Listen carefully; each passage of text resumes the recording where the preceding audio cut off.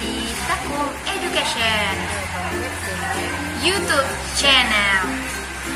Oke, untuk ini mumpung kami di luar nih, kami mau sharing nih tentang gimana sih tips UTBK nanti 2020. Jadi adik-adik harus tahu gimana tips and trick untuk menghadapi UTBK 2020. Oke, yuk kita mulai ya. Kita mulai aja, oke? Untuk step yang pertama, coba kerjakan soal SBM tahun lalu. Jadi gini, untuk soal tahun lalu itu palingan tidak beda jauh soal-soalnya, palingan itu pun konsepnya. Jadi kalian harus latihan soal tahun lalu, cari lagi di YouTube atau mungkin ada nanti di internet soal-soal yang bakalan keluar atau di buku lain. Jadi kalian sering kali coba latihan soal, ulang-ulang lagi soalnya karena soalnya nggak jauh beda dari tahun lalu. Jadi kalian harus punya stok soal tahun lalu dimanapun itu. Mau nanti kalian mau masuk mandirinya nanti boleh kayak UGM, kayak SIMA UI ataupun SBM PTN 2020 nanti kan udah punya stok soal dari sebelum-sebelumnya. Jadi sekarang ini mau dekat UTBK ya, kisah berapa lagi ya? Sekitar 1 bulan lagi. Jadi kalian gak banyak punya waktu lagi. So kalian harus semangat dari sekarang, oke? Tentang stok soal tahun lalu itu kami nanti akan bantu share tentang soal-soal tahun lalu. Jadi kalian terus saja pantengin channel YouTube kami karena kalian bisa lihat di sana penyelesaian soalnya ya kan Teh ya. Jadi step 2-nya itu adalah evaluasi kesiapan. Langsung aja.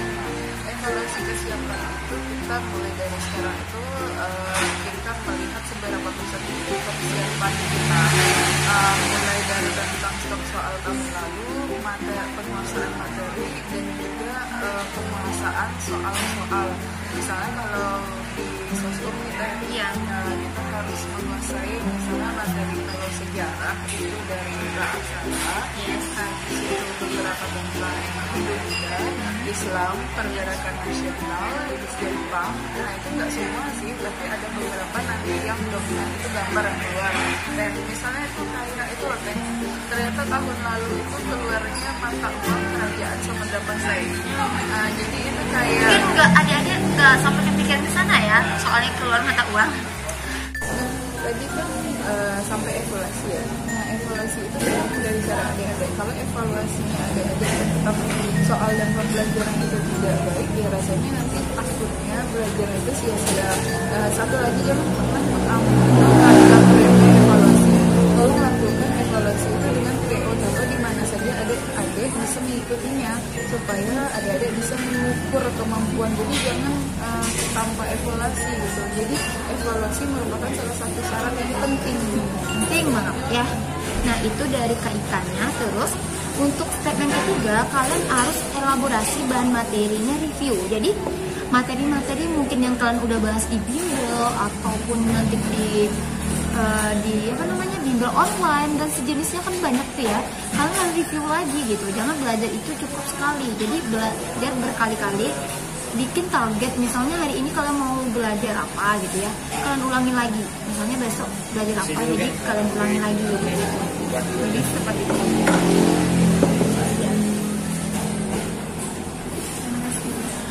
Maaf ya tadi ya ada abang-abangnya. Oke. Nah jadi elaborasi itu sangat penting banget buat kalian gitu. Jadi tolong dari sekarang tuh bikin kayak catatan-catatan penting, mungkin materi-materi yang mungkin belum kalian kuasai. Jadi bisa kalian sebelum tidur nih ngapal, misalnya kayak saya nih kimia nih, misalnya mau ngapal untuk unsur mungkin atau ngapal apa aja sih konsep-konsep dari kimia itu yang sangat penting membantu saya nanti di UTBK SBM 2020 nanti kayak gitu ya. Kalau di sosmed itu elaborasi materinya lebih dibikin senyaman mungkin dan sesimpel mungkin dan ada tidak merasa terbebani. Nah misalnya kayak gini kita kalau kita di zaman praaksara aja kita bikin rumus supaya kita nggak lupa. Misalnya kan itu ada Pameneja gitu ilmu Paleolitikum, Mesolitikum, Neolitikum, sampai Megalithikum. Apa? itu cara Kak Ika ngapal tentang sejarah. Nah, kalau di sosiologi itu jangan lupa materi-materi penting yang berhubungan dengan istilah-istilah sosiologi. Nah, misalnya kita ada akulturasi, asimilasi, ada akomodasi, ada diskusi, ya semuanya itu hampir-hampir sama bunyinya gitu ya. Tapi kita harus menguasai dengan baik. Jadi kita makanya perlu elaborasi materi dibikin sesimpel dan seringkas mungkin. Jangan kayak bikin buku. Kalau bikin buku mending kita kayak buku Baca buku aja gitu.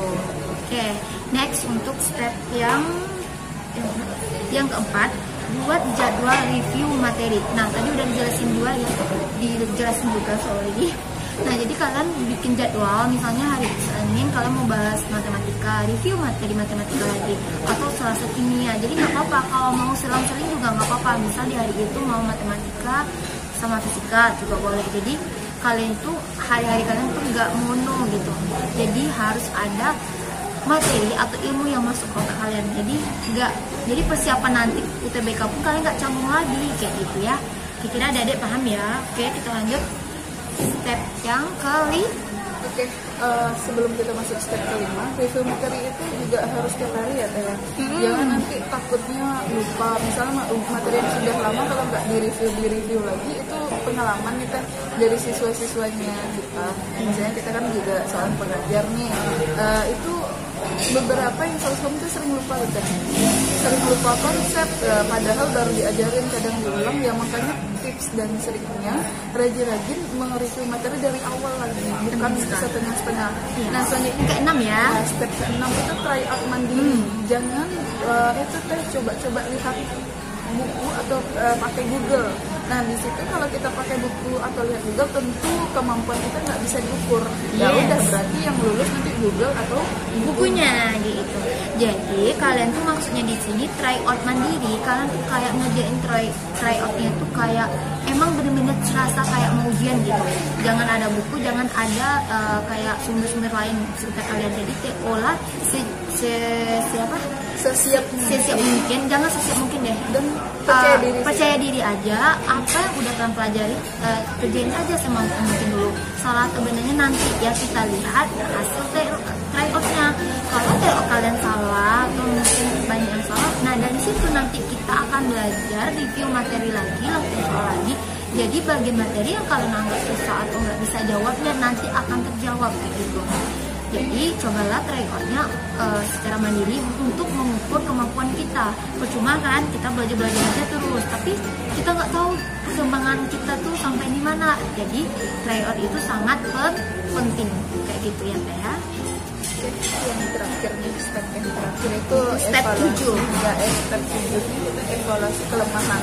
Nah, adik-adik setelah TO itu dilihat lagi berapa betul, berapa salahnya, dan di mana bagian yang paling banyak salah kan ya. Nah, di situ nanti ditanyain lagi, baik itu dilihat lagi pembahasannya kalau kalian sih pakai aplikasi online, atau kalau dia kalian bisa nanyain langsung kayak gitu. Nah, jadi semuanya bisa nanti bertahap-tahap menjadi sempurna. Jadi evaluasi kelemahan ini ya itu yang agak diasah dulu sebelum kalian TO berikutnya. Kalau menurut Teteh gimana? Iya benar.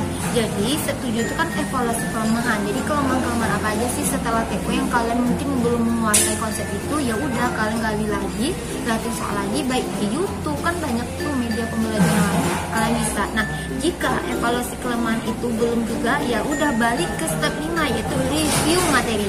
Jadi materi itu direview lagi sehingga kalian mantap menuju UTBK 2020. Oke, palingan itu sharing dari kakak ada 7 step untuk trik and trik menuju SBMPTN 2020.